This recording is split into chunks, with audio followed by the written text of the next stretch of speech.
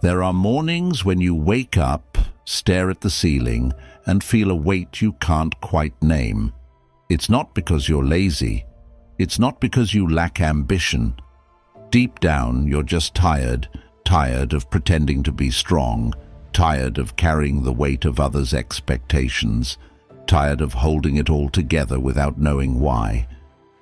And still, you keep going, not because you want to, but because you don't know where to stop. If you've ever felt this way, this video is for you. Stoicism doesn't teach you to escape hardship. It teaches you to stay grounded in the middle of it. It doesn't promise that everything will be okay. Instead, it asks, if things aren't okay, can you still stand tall? A Stoic isn't someone who shuts off their emotions. They're someone who sees them clearly, knows their limits, and chooses to live with intention. In this video, you'll hear 9 reminders, not to push harder, but to live more consciously.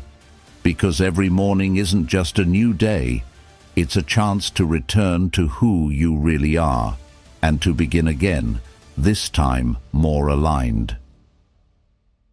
Number 1, you don't control everything, and that's okay. You set your alarm for 6 a.m., but today it's raining. The soft patter outside your window makes you stay in bed 10 more minutes, then another 10. By the time you jump up, you're late. The water pressure's low, coffee spills on the table, your tank is empty. A bad day sparked by a series of small, unexpected hiccups, and you're already frustrated. You snap at the delivery guy, get short with co-workers, then spend the rest of the day blaming yourself. All because of one thing. You forgot that you don't control everything. Stoic philosophy wasn't born in lecture halls. It came from mornings like this. From a rainy day, a dead engine, a passing scowl. And the first reminder, every morning, goes like this. Not everything is up to me, and that's okay. You can make plans, but plans don't guarantee life will cooperate. The person you love might suddenly say goodbye. A client might pull the plug last minute. Or your coffee machine might die right when you're running late and desperately need that espresso. But the issue isn't what happens. The issue is how you respond. Do you choose anger or calm? Do you fight what's already happened or accept it and move on? Seneca once wrote, "He is most powerful who has power over himself." The scary thing isn't a chaotic world. It's a shaky mind that flutters with every gust of wind. But if each morning you remind yourself, something will go off plan today, and I'll be ready for it, you'll feel the difference. Let me tell you about Daniel. He's a single dad and delivery driver. Every day starts at 5 a.m., picking up all kinds of passengers, drunk, grumpy, ones who drop food in his car. One day, just after dropping his daughter at school, his tire blew out in the middle of a bridge. It was raining. His shoes were soaked. A client cancelled. He nearly threw his phone. But instead he just sat down, took a breath, and patched the tire. When I asked why he didn't lose it, he just smiled. Getting mad doesn't fix the tire. I'm sharing this because maybe you're stuck on the bridge right now too. Maybe your day isn't going as planned. But if you pause and remind yourself, no one owes me a perfect day, things start to feel lighter. Try this tomorrow morning. As soon as you open your eyes, before you reach for your phone, say to yourself, today might not go my way, and I'll be okay. Write it on a note. Stick it on your bathroom mirror. Repeat it like background music while you wash your face, brew your coffee, or sit in traffic. It's not a prayer, it's mental training. The truth is, the more you try to force life into a straight line, the more it zigzags. Like trying to hold your umbrella upright in a storm, the harder you grip, the more exhausted you get. But when you learn to tilt with the wind, to slow your steps, the umbrella still works. And you still move forward. If you're wondering, then what can I control? The answer is yourself, your breath, your tone, the way you walk through the mess. And one more question worth carrying with you. If you can't control everything, what's worth protecting? Your answer might change your life. But here's something you don't need to wait to remember. Life doesn't send warnings. You could die today, so live like it means something. More on that in a minute. Number 2, you could die today, live like it matters. Have you ever heard someone say, every day is a gift? Sounds familiar, right? But think about it. If today were truly the last gift you ever got, how would you open it? Would you grumble about being late, scroll through your phone while chewing a cold sandwich, get snappy in traffic, or sigh, even when nothing's really gone wrong yet? Maybe you're thinking, that's not realistic.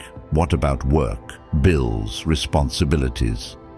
But Stoicism doesn't ask you to drop everything and go find peace on a mountaintop. Quite the opposite. It asks you to live within the chaos, with the clarity of someone who knows there might not be a second chance. Because maybe there really won't be. Marcus Aurelius once wrote, "Do not act as if you were going to live 10,000 years. Death hangs over you. While you live, while it is in your power, be good." That line hits you in the throat, doesn't it? It hit me, and it reminded me of a story worth sharing. John, a man in his 30s, worked in advertising. Every morning he woke up to pressure. KPIs, deadlines, payroll, validation. Life was a never-ending hustle, and he didn't even know what he was chasing. One morning, on his commute, he saw a car accident. A man in a suit, just like him, lying motionless by the road. People gathered. John stood still. He didn't know the man, but that image replayed in his head for weeks. Not out of pity, but because of one haunting question. If that were me, would I be okay with how I've lived? From that day, John made a few quiet changes. He called his mom more instead of sending quick texts. He slowed down when he ate. Sometimes he looked up at the sky instead of down at his screen. He still worked, still had goals, but he stopped worshipping busy.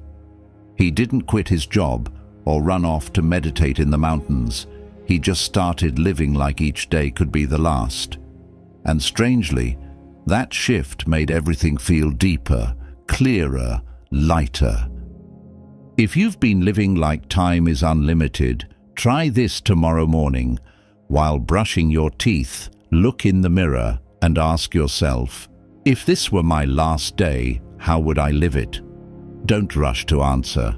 Let that question sit with you while you make your coffee, head to work, talk to people.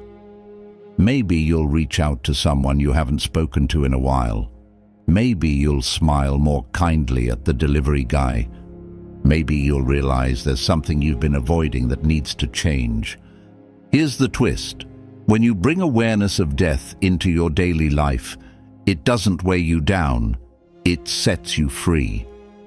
You stop sweating the small stuff. You choose kindness because you don't want to carry anger. You do what feels right because you don't want regret. You show up fully because you know there is no later. You don't have to live fast, reckless, or wild. Just live deeply, honestly, clearly enough that if today were your last, you could smile and say, I didn't waste it. If these words made you pause for a moment in the rush of life, leave a comment. Tell me, if today were your last, what would you do differently? And if you want to start your mornings not just with coffee but with clarity, follow this page. Because sometimes the right reminder at the right time can change how you live the rest of your life. Number 3, emotions are signals, not commands. Have you ever seen a kid throw a tantrum in the middle of a supermarket? One moment they're all smiles, and the next they're sprawled on the floor, screaming, just because they didn't get their favorite snack. Adults walk by shaking their heads. But here's the truth. Many of us, grown-ups, professionals, even the highly educated, still act the same way. The only difference is we throw our tantrums in our own minds. Emotions rise, and we react. We snap at people when we're angry. We shut down when we're sad.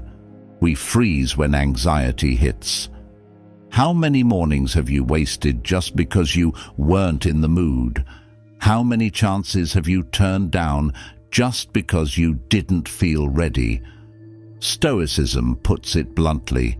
Emotions are a part of you, but they are not you. They're not in charge. They're just messengers. Seneca once wrote something not very famous, but incredibly real. No man is more unhappy than he who never faces adversity, for he is not permitted to prove himself. If you never learn to face your emotions, you never get to find out how strong you really are. Happiness doesn't come from never feeling negative emotions. It comes from not letting them drag you around by the nose. One Monday morning, Jonathan, a real estate sales rep, got news that his biggest client had pulled out. Just like that, he lost nearly $2,000 in commission. Sitting at his desk, heart pounding, sweat on his forehead, head spinning, 2 voices popped up in his mind. One said, "Call your boss and take the day off. You can't deal with this." The other said, "Sit down, drink some water, write the next email." Jonathan paused. For the first time in his life, he didn't follow the first impulse. And that afternoon, he closed a deal, not as big, but it felt like the biggest win of his career. A lot of people think emotional control means bottling things up or being cold. It doesn't. It means pausing for half a second, just half a second, to ask, do I have to react this way? It means choosing a response instead of running on autopilot. You can start with the tiniest things, getting stuck in traffic without swearing, reading a frustrating text without firing back right away, feeling insulted and still choosing silence just for a moment to see what's really going on. Small things, but do them enough, and they build resilience. And resilience doesn't come from books. It comes from each time you don't follow your knee-jerk emotions. So if tomorrow morning you wake up feeling off, try this. Stand in front of the mirror, look yourself in the eye, and ask, what am I feeling? And does it really get to decide how today goes?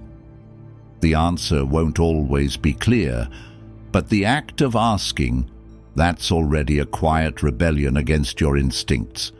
And if today your anger got the better of you, or sadness pulled you under, it's okay. The beauty is, you don't have to wait for next week or next month. You get to choose again tomorrow morning, and that's when the next lesson begins. Number 4. Every morning is a chance to begin again. Every morning the alarm rings. Many hit snooze, pull the blanket over their heads and think, another day. But have you ever considered that phrase, another day, could mean something entirely different? Not exhaustion, but opportunity. Another day to choose differently. Another chance to start over. There's something strange about modern life. We carry the weight of yesterday, worry about tomorrow, but rarely appreciate the quiet power of this morning. Have you ever woken up tired, still carrying the disappointment from the night before? A fight, an unsent email, a goal left hanging. It all trails behind like a shadow. But Stoicism teaches us this: at any moment, you can begin again, and morning is the most powerful time to do it. There's a quote from Seneca that's rarely mentioned, but deeply profound. Begin at once to live, and count each separate day as a separate life. Don't wait until you feel ready. Don't wait for the perfect mood. Don't think it has to be a big transformation. Just begin today. If you need an image to hold on to, picture this. Every morning is your moment stepping onto a stage with the spotlight shining bright. No one asks how you performed yesterday. They only see you right now. So how do you want to walk out? I once knew a man named Mike. He was a chef at a small diner that went under during the pandemic. For months, he lay in a cheap rented room, eating instant noodles and rewatching old videos of dishes he used to make. He thought, maybe this is it. My life's over. But one morning, on a quick trip to the convenience store, he saw a little girl reaching for a carton of eggs, about to drop it. Mike caught it and smiled. The girl looked up and said, "Thanks, mister. You look just like the chef from MasterChef." He went home and looked in the mirror. Not a failure. A man who could cook, who could help, who could begin again. From that day on, he woke up 30 minutes earlier each morning, cooked one dish, snapped a photo, and posted it online. 3 months later, he opened a small eatery that also taught kids how to cook, exactly the dream he thought he'd lost. You may not be a chef, but maybe there's a habit you let go of, a dream you paused, a relationship that needs healing. You don't have to fix everything all at once. Just start with the morning. Brew a slow cup of coffee. Write 3 lines of thought. Take a 10-minute walk without your phone. This isn't about productivity. It's about giving your mind room to breathe and yourself a chance to reset. There's a verse from the Bible I always remember when I feel like giving up. Behold, I make all things new. Not start over, but make new, meaning you don't need to erase the past. You just need to bring new breath into the present. And if that feels small, remember this: no life can be built strong without a steady morning. When you can begin again each morning, you don't need to stay committed for life. You only need to do the right thing today, then repeat. And what helps you repeat the right thing isn't inspiration, it's discipline. Not something that binds you, but something that frees you from the old cycle. And that's the next lesson. Number 5, discipline is real freedom. There's a simple truth almost everyone knows, but few truly live by. Freedom doesn't just happen.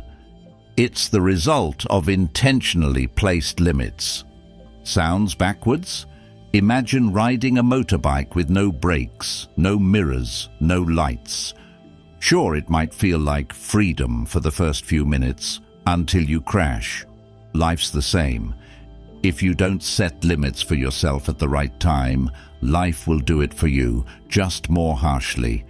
Take a normal morning. You set your alarm for 6 a.m. It rings. You open your eyes, glance at the clock and think, just 10 more minutes. You hit snooze. It rings again. You snooze again. When you finally get up, it's 7:20. You rush, eat in a hurry, your mind's a mess. You feel drained, irritable, distracted all day. Not because you slept too little, but because you broke a promise to yourself first thing in the morning. Stoicism doesn't say you have to live like a machine. It says you need to know who's in the driver's seat of your mind each day. Is it reason or laziness disguised in a gentle voice whispering, "It's okay to skip just this once"? Most of our suffering doesn't come from big events, but from small compromises we make over and over again. The freedom we all crave doesn't come from doing whatever we want, but from being able to say no at the right moment. No to the things that pull us away from what truly matters. No to what's easy, convenient, or instant. The most free person isn't the one no one can control. It's the one who isn't controlled by their own weaker self. Discipline doesn't start with grand goals. It starts with small promises we keep to ourselves. Waking up on time even when it's cold. Doing the dishes right after eating even when no one's watching. Writing a few lines in your journal at night, even when your thoughts are a mess. Discipline isn't a loud shout. It's a quiet whisper repeated daily. I'll do what I said I would. Slowly, those small acts become a solid foundation. The secret isn't forcing yourself to do everything. It's picking one thing, something challenging but doable, and repeating it long enough that it becomes part of who you are. Create anchor moments, fixed actions at the same time every day, like sitting at your desk at 8 a.m., no inspiration needed. Every time you keep a commitment, you're not just getting something done, you're building trust in yourself. And eventually, you won't have to force discipline, it'll just be how you live. And if you've made it this far, I want to take a moment to thank you. Because you're not just a viewer, you're someone who wants to change. Not loudly, not dramatically, but consistently. If this spoke to you, drop a like, not to boost me, but to mark your own step forward. Every part of this video is a deliberate piece of a bigger picture, a life that's more intentional, deeper, stronger. And what's coming next won't be just ideas or pretty words. It'll be real, actionable strategies you can start with tomorrow morning. Don't miss it. Number 6. Fame, money, praise, all are fleeting. Every morning we wake up and get swept into an invisible race. Who's more successful? Who makes more money? Who gets more recognition? As if the day means nothing unless we achieve something big enough. But pause for a moment. Can you even remember the last time you were loudly praised? And how long did that praise last? A day? A week? Did it leave anything lasting in your heart? Or was it just a thin mist that vanished in the heat of new expectations? Fame, money, compliments, they're like soap bubbles. Shiny, eye-catching, but fragile. The more you chase them, the more they float out of reach. Marcus Aurelius once wrote, "Ambition means tying your well-being to what other people say or do.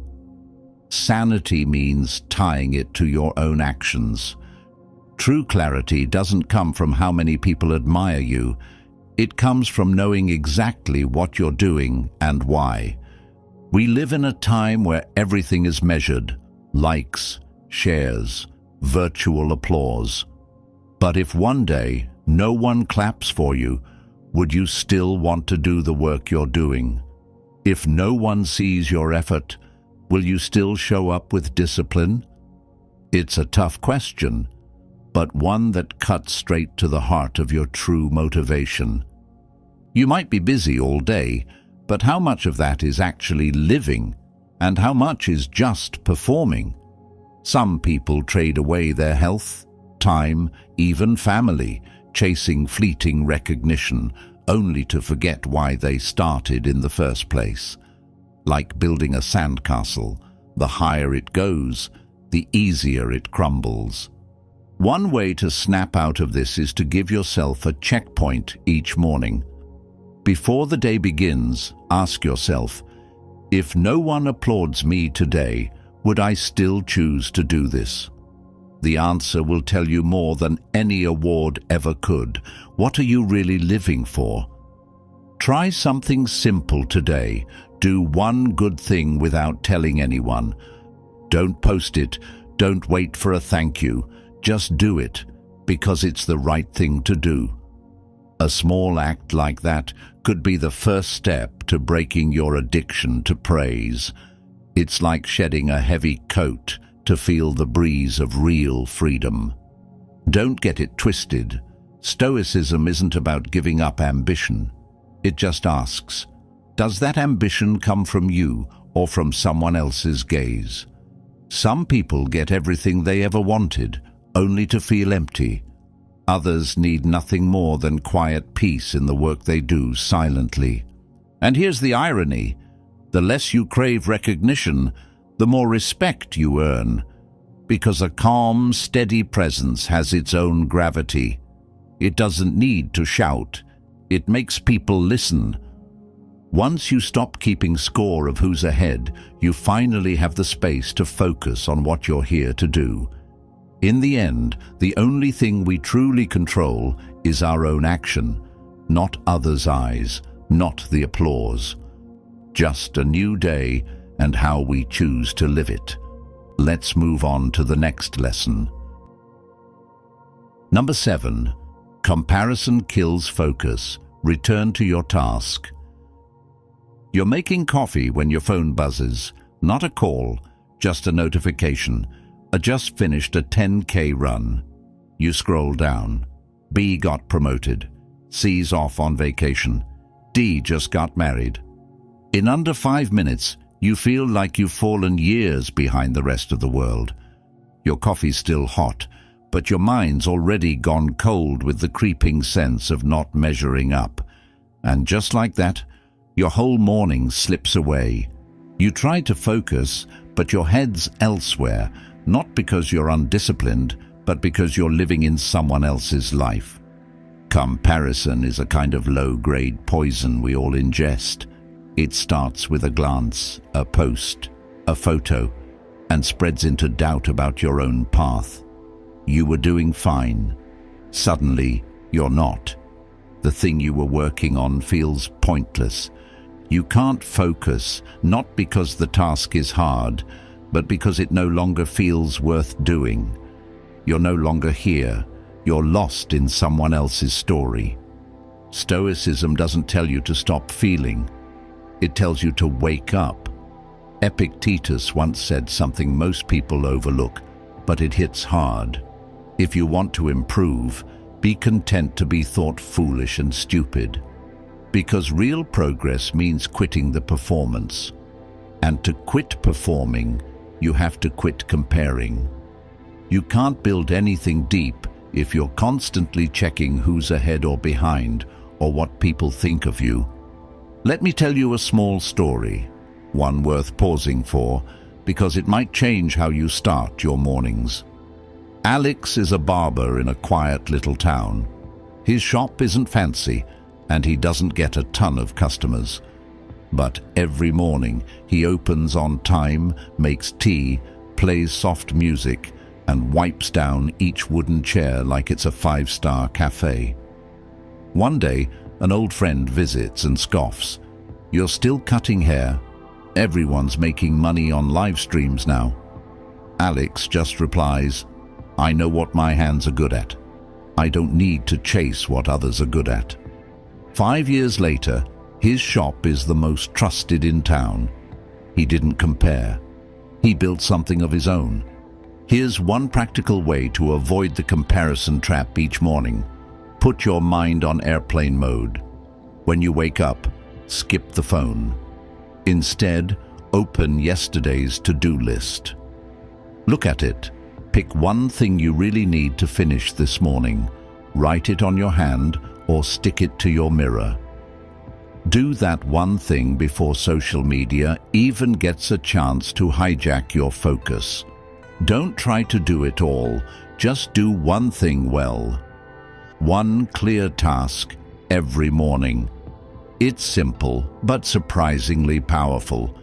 You don't need to be better than anyone else. You just need to be more honest with yourself than you were yesterday. The more you compare, the further you drift from your own path. The more you focus, the closer you get to who you're meant to become. Like the verse says, "Let your eyes look directly forward and your gaze be straight before you." You can't build your life by living someone else's dream. And if tomorrow morning feels heavy, too much to do, too much pressure, part of you wants to quit, don't panic. Sometimes, the most overwhelming mornings are the best training grounds for your mind. But that's another lesson for when hardship stops being the enemy and starts becoming your secret coach. Number 8. Struggles are chances to build yourself. You're in a rush when someone hits your bike. Before you can even curse, they're already gone. That's how your morning starts, and right then, you know, it's going to be a bad day. And sure enough, your mood follows. Irritated, impatient, distracted. But what if you paused for a moment, changed the frame? What if that accident wasn't the beginning of a bad day, but your first test of the day? A mental warm-up. What would shift? You might still scrape your knee, but your mind wouldn't fall apart with it. Stoicism doesn't teach us to enjoy pain. It teaches us this: life will throw cold water in your face. What matters is how you get up. Epictetus said, "Difficulties show men's character." That's not poetic. That's a punch of truth. Bad things don't make you worse. They peel off the mask and show who you really are when you're no longer in control. This isn't some distant theory. You send out a dozen resumes. A month later, rejection. You feel deflated. Doubt creeps in. But if you use that failure to spot weaknesses, to rewrite your CV, to practice interviews, 3 months later, you might look back and thank that rejection. It didn't comfort you. It forged you in the way you actually needed. Or here's something closer to home. You're making your morning coffee. Your kid rushes in and spills it everywhere. You want to snap. You really do. But you pause, breathe. You realize this is a test, an unannounced one. Not because you're zen or enlightened, but because you know, if you can't stay calm through the small stuff, what chance do you have when the big stuff hits? Hardship is a mental gym. Every time you endure without judging, without lashing out, you're adding weight to your character. No one becomes exceptional through smooth days. The problem is, we keep waiting for the right moment to train ourselves, when really, the tests are already here. Every day. The only question is, are you noticing them? So this morning, when you feel the first flicker of frustration, pause. Ask yourself, is this training me? If the answer is yes, take a few more breaths. Hold the line. It's not punishment, it's practice. And when you start your day with that mindset, small things won't throw you off. Big things won't break you. From today on, don't wait for life to treat you kindly before you start showing up with strength. Because when everything's easy, there's nothing to train. It's when things go wrong that you get the chance to level up. Every time you don't react, you win. No one sees it, but you know. If you're ready to turn life's daily mess into mental strength training, drop a comment. Train in chaos. That's how a Stoic starts their morning. Not by wishing for ease, but by choosing to grow stronger. Number 9. Letting go isn't failure.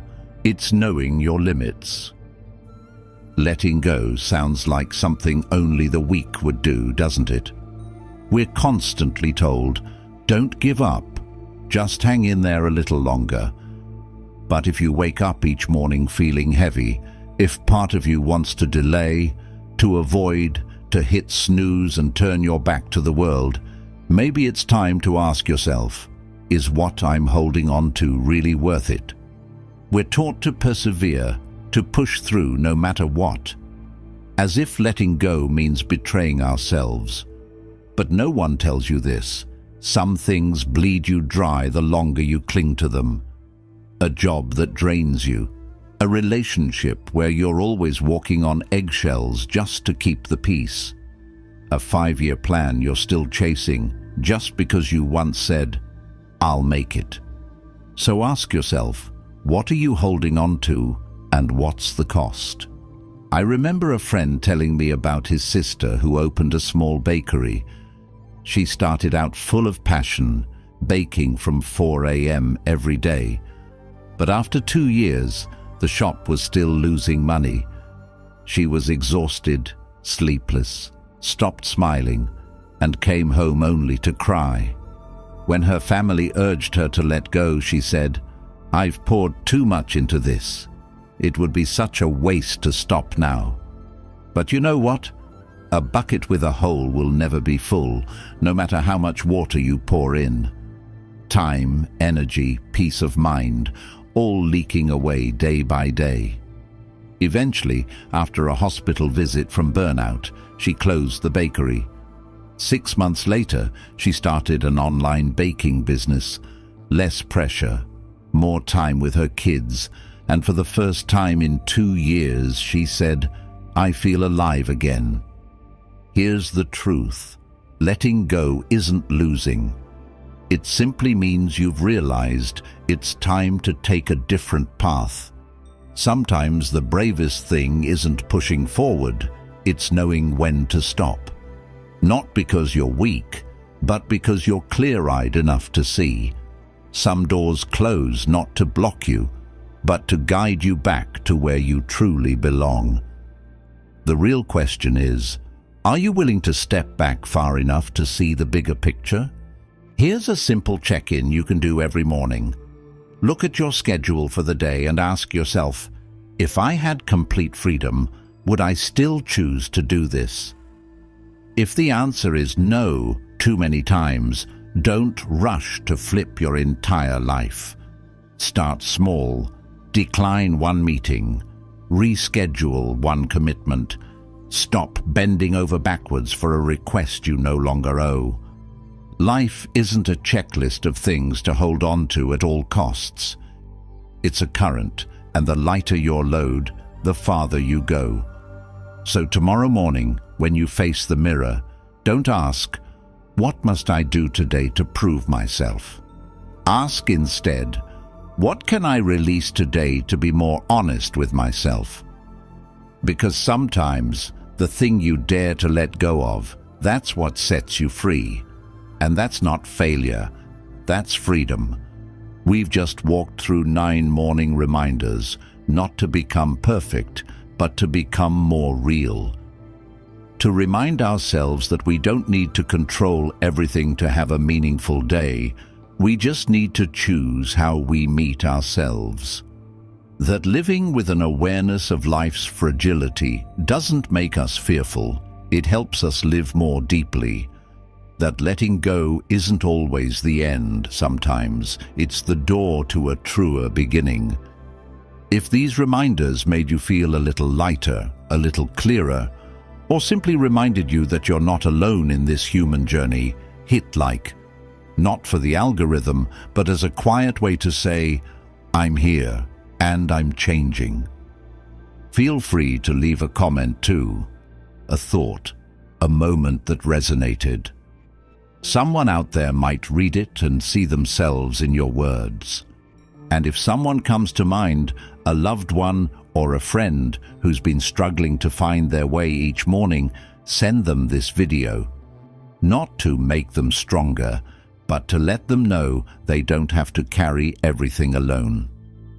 Lastly, don't forget to subscribe, because if something inside you just clicked into place today, what's coming next will take you even deeper. We'll keep walking together, not just through these videos, but through the kind of mornings that truly feel like peace. Thank you, and see you next time.